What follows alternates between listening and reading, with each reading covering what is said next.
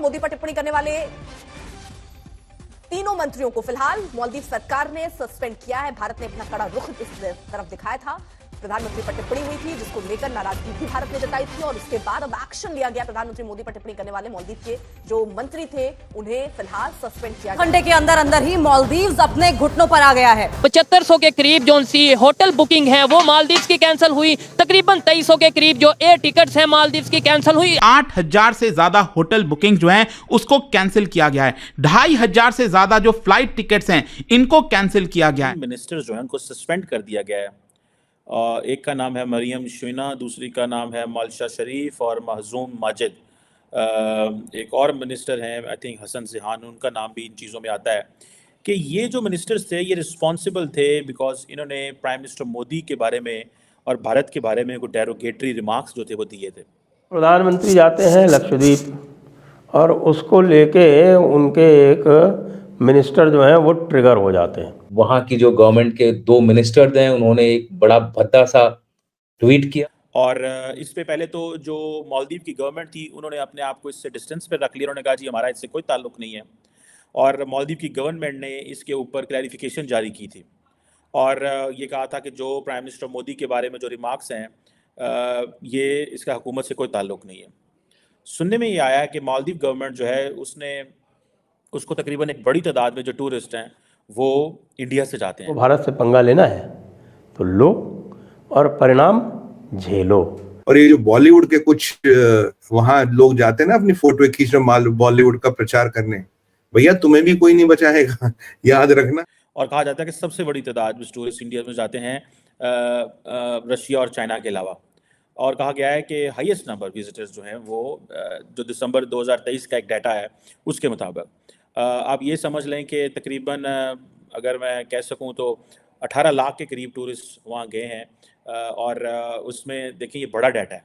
नमस्कार दोस्तों, भारत रिएक्शन की वीडियो में आपका हार्दिक स्वागत है। दोस्तों जो आज की वीडियो बहुत ज़्यादा इंपॉर्टेंट होने वाली है क्योंकि आज की वीडियो में बात करने वाला है जो मालदीव का टॉपिक चल रहा है आजकल बहुत ट्रेंडिंग में, इस टॉपिक के ऊपर बात करने वाले हैं। दोस्तों एक बहुत ही बड़ी ब्रेकिंग न्यूज़ चली है, जो मालदीव के जो मिनिस्टर है उनको सस्पेंड कर दिया गया है मालदीव गवर्नमेंट के द्वारा। मतलब जो मालदीव के मिनिस्टर है मारियम यूना, इन्होंने पीएम मोदी की आपको पता है जो एक पोस्ट थी जो बहुत ज़्यादा वायरल हो रही थी, जो लक्षद्वीप गए थे वहाँ पर उन्होंने अभद्र टिप्पणी की थी, पीएम मोदी को अब्यूज़ किया था। इस कारण से वहाँ की जो गवर्नमेंट है उन्होंने उस मिनिस्टर को सस्पेंड कर दिया गया है। तो आप देखा जाओगे कि भाई कि जब से पीएम मोदी ने मालदीव की वो लक्षद्वीप घूमने गए और वहाँ की इमेज डाल है तब से वो लक्षद्वीप जो है गूगल पे नंबर 1 पर ट्रेंड कर रही है। 2 दिन से ज़्यादा हो गए, अभी भी वो लक्षद्वीप आगे सर्च मारे हुए तो नंबर 1 पर गूगल पर ट्रेंड कर रही है।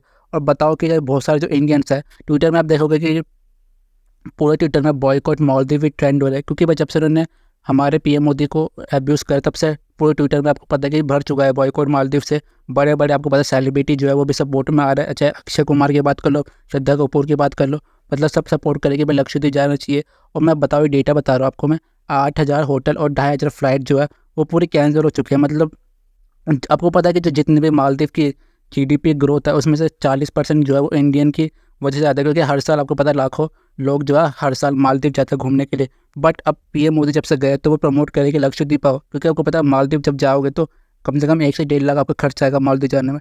पर वही आप इंडिया के लक्षद्वीप में जाओगे तो 30 से 40 हज़ार में आपको प्रॉपर अच्छे से घूम के भी आ सकते हो। और भाई जब पीएम मोदी अगर वो सपोर्ट करे और टूरिज्म की कम्युनिटी को पोस्ट करे तो भाई मतलब आगे जो उनको क्या दिक्कत होनी चाहिए। और जब से ये जो बॉयकॉट मालदीव ट्रेंड हो रहा है ना तब से आगे जो मालदीव को एक तरह से झटका लगा क्योंकि भाई लोग अब जा ही नहीं रहे, धड़ाधड़ आपको पता है कि फ्लाइटें कैंसिल हो रही है और लोग लक्षद्वीप की टिकटें बुक कर रहे हैं। तो वीडियो पसंद है चैनल को जब सब्सक्राइब करना, वीडियो को जो लाइक करना। ठीक है और तकरीबन जिसे कह लें कि आप 2 लाख से ज़्यादा जो टूरिस्ट थे वो इंडिया से थे। So it's a big number in that sense, जो कि मेरे पास एक छोटे से स्टैटिस्टिक्स हैं। तकरीबन रशिया के भी 2 लाख के करीब ही हैं, चाइना के 2.25 लाख के करीब जो टूरिस्ट हैं वहाँ पे गए हैं। So it's a big number in terms of Maldives जो इसकी डेस्टिनेशन जो समझी जाती है। बाकी मुल्कों से भी टूरिस्ट जाते हैं लेकिन यूके से भी कम जाते हैं, जर्मनी में भी कम जाते हैं। इंडिया को क्योंकि बहुत करीब पड़ता है मालदीव्स और अच्छी टूरिस्ट स्पॉट्स हैं तो वहाँ पे इंडियंस बहुत ज़्यादा जाते हैं। और बड़ा गए हैं।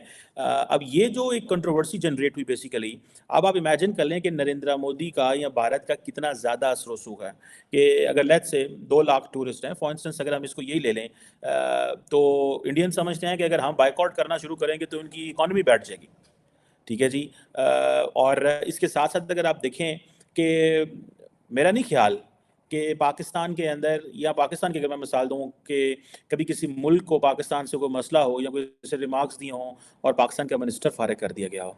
हाँ, पाकिस्तान में ये होता है कि कई दफ़ा कई मिनिस्टर्स को फारिग किया गया है बिकॉज वो कुछ ऐसी चीज़ों में इन्वॉल्व थे जो कि मिलिट्री इस्टेब्लिशमेंट के बारे में क्रिटिकल थी, तो उनको फारिग कर दिया गया। ये नवाज शरीफ साहब के दौर में एक Panama, not Panama but don leaks के नाम से एक स्कैंडल था, उसमें फारिग किया गया था। बहरहाल ये जो चीज़ है, मैं तो मेरे लिए ज़ाती तौर पर ये एक बहुत बड़ी शॉकिंग खबर है कि एक मुल्क कैसे अपने मिनिस्टर्स को जो है वो सस्पेंड कर सकता है। और पहली बात तो यह है कि डेरोगेटरी रिमार्क्स देने नहीं चाहिए। It's not about prime minister Modi, it's not about India. आपकी डिफरेंस ऑफ ओपिनियन हो सकता है, आप अपना डिफरेंस ऑन इश्यूज़ करें। अगर मालदीव का और भारत का मसला है तो एक इश्यू के ऊपर डिफरेंस करें। भारत और पाकिस्तान का मसला है तो जो डिस्कशन होनी चाहिए वो इश्यूज़ पे होनी चाहिए, पर्सनैलिटी पे नहीं होनी चाहिए। प्राइम मिनिस्टर मोदी हो, प्रेसिडेंट ऑफ मालदीव हो, प्राइम मिनिस्टर ऑफ पाकिस्तान हो, they are being represented by the people of India, Pakistan and Maldives. They deserve respect. आप ये नहीं कह सकते कि जनाब आप भारत से हमारी लड़ाई है तो हम भारत के वज़ीर आज़म या सदर या उनके जो सीनियर लोग हैं उनकी इंसल्ट करें। I personally find it very derogatory. मैं इसको ज़ाती तौर पर समझता हूँ ये एक इंतहाई बदतमीज़ी के ज़ुमरे में आता है। और कोई भी हो, इट्स नॉट अबाउट आप जैसे कह लेना कि ये जो क्वेश्चन है बदतमीज़ी करने का या डेरोगेटरी रिमार्क्स का, मेरी ज़ाती नज़र में मालदीव्स को अगर हमें उसकी जगह दिखानी है तो मालदीव्स को हमें बताना पड़ेगा कि भाई साहब 2050 तक, ये नोट करिए, 2050 तक मालदीव्स दुनिया में नहीं रहेगा। मालदीव्स का नामो निशान मिट जाएगा, क्योंकि जो ग्लोबल वार्मिंग हो रही है उससे पानी का स्तर ऊपर उठता जा रहा है। और ये प्रेडिक्ट किया गया है कि अब वो ग्लोबल वार्मिंग को ग्लोबल बॉइलिंग बोलने लग गए हैं लोग। जो ग्लोबल बॉइलिंग में सबसे पहले जो डूबेगा वो मालदीव्स डूबेगा। तो लक्षद्वीप को अगर लैंड मास कम होता है तो लक्षद्वीप के आदमियों के लिए तो पूरा भारत खुला हुआ है। मालदीव्स के आदमी कहां जाएंगे? पाकिस्तान या केरला या भारत, गुजरात, किधर जाएंगे? तब भारत लेगा इनको। तो इस तरह की चीजों की मैसेजिंग जानी चाहिए मालदीव्स को, तब उसे पता चलेगा कि भाई किसके साथ रहने से उसको फायदा हो। वाली बात यह है कि चाइनीज मीडिया भी इंडिया की फॉरेन पॉलिसी या इंडियन प्राइम मिनिस्टर की तारीफ करता नजर आ रहा है। सर, आपने शायद ये इसके आप चौसा, मैं ये कहना चाहूंगा, इंडियन आपकी इटालियन जो प्राइम मिनिस्टर है उनकी सेल्फी जो वो भी वायरल हुई थी मोदी साहब की। जी, मोदी साहब की रिसेंट तस्वीर है जो बीच के ऊपर बैठे हैं चेयर के अंदर, वो भी वायरल हो रही है। और दूसरा, मोदी साहब खुद एक चलती फिरती कंपेन है, वो किस तरीके से कि एक चाय वाला बंदा जो है, चाय बेचने वाला, या इस लेवल से उठ के ना सिर्फ वो हाईएस्ट पोजीशन पे पहुंचा है बल्कि अपने मुल्क को वो किस जगह ले गया है। सोचने वाली बात तो है। दुनिया के अंदर एक ऐसी चीज तो दुनिया के लिए मौजूद है कि देखा जाए कि what is Modi, what is his policies are. उनकी टीम किस तरह उन्होंने ये सारी इकट्ठी की है कि एक कंट्री जो है उसको एक डेवलपिंग कंट्री से निकालकर उसको सुपर पावर तक ले आए हैं। Ultimately that is a case study. तो ये वजूहात ये होती है कि लोगों के अंदर नेशनलिज्म, मोदी साहब ने सबसे बड़ा जो तोहफा दिया इंडिया को नेशनलिज्म है। टेक्नोलॉजी या दूसरी चीजें उसके साथ ऑटोमेटिकली आ जाती हैं। हमारा अलमिया यही है कि हमारे जितने फॉरेन एजुकेटेड हमारी ब्यूरोक्रेसी, जज जर्नल हैं, उनकी सोचें ही नहीं है पाकिस्तान। उन्होंने पाकिस्तान में तो रहते ही नहीं, फिजिकली पाकिस्तान में है, सोचें टोरंटो और लंदन में है। यही अलमिया है हमारा। उनको ना लेगेसी का शौक है ना किरदार साजी का शौक है। यही अलमिया है हमारा। और सर, जैसे आपने बोला कि इंडियन प्राइम मिनिस्टर चाय वाला, और उन्होंने खुद बोला है 2-3-4 दिन पहले वो वहां पे एक विजिट पे गए हैं, किसी के घर में गए हैं, उन्होंने बोला कि भाई मैं तो चाय वाला हूं, मुझे पता है चाय कैसे बनाते हैं।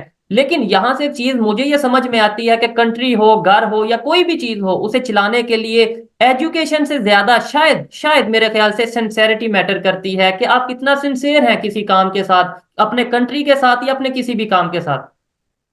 बिल्कुल उसमें चौसा में मैंने जो बात की, नेशनलिज्म बहुत इंपॉर्टेंट है। नेशनलिज्म इस वक्त अगर देखा जाए, जितनी नेशनलिस्ट मूवमेंट्स सारी दुनिया में वो गिर चुकी हैं सिवाय मोदी साहब की, सक्सेसफुल है और इट इज बूमिंग। मेरे ख्याल में in the future you will see it. जिस तरह मैंने आपको अभी अर्ज किया है कि दुनिया की वाहिद सुपर पावर अमेरिका, रेड सी के अंदर उनके 3 जहाज हैं और भारत के इस वक्त 4 जहाज हैं वहां पर। और जिस तरीके से उनकी इकॉनमी ग्रो कर रही है, जिस तरीके से आज उन्होंने, आप डॉक्टर जयशंकर साहब का देखें, पहले वो रशिया गया, रशिया के बाद आज वो नेपाल गए हैं, उसके बाद मालदीव की जिस तरह आप बात कर रहे थे। तो they are originally they are flexing their muscles. वो कहते हैं जब हुसन आता है, नजाकत आ जाती है, उनकी इकॉनमी ठीक है, उनके पास टेक्नोलॉजी है,